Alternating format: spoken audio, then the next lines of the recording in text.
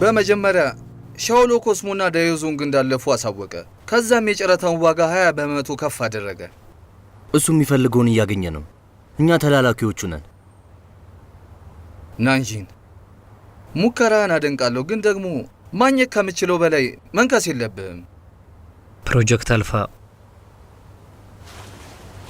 የራሴ ማድረግ አለብኝ። የአልፋ ፕሮጀክት እዚህ ጋር ብቸኛ ዓላማችን አይደለም።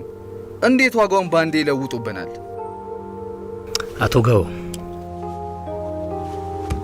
ስምምነት ላይ የደረሰ መስሎኝ ነበር። በትክክል ግዢውን እኔም አልቃወምም፣ ግን ለዋጋው ምክንያታዊ ገደብ መኖር እንዳለበት ይሰማኛል። ካለፉት ዓመታት በሻውሎ ኮስሞ የሥራ ልምድ ላይ በመመስረት ሳይው ልልክ የሚችለው እንደማይሆን ነው።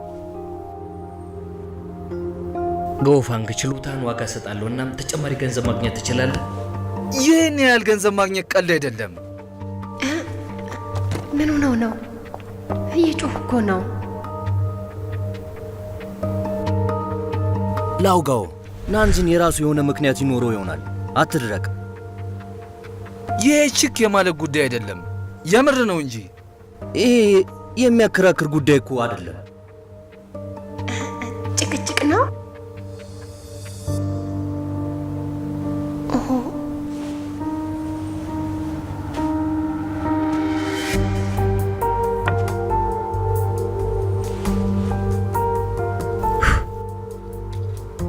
የአልፋን አስፈላጊነት ተናግሬያለሁ።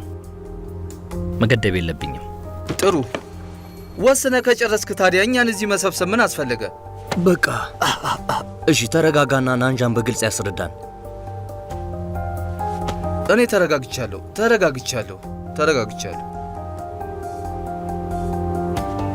ሌንግሪፋንግ ዋጋ መጨመሩ እኔንም አስገርሞኛል። ስለዚህ አሁን እቅዴ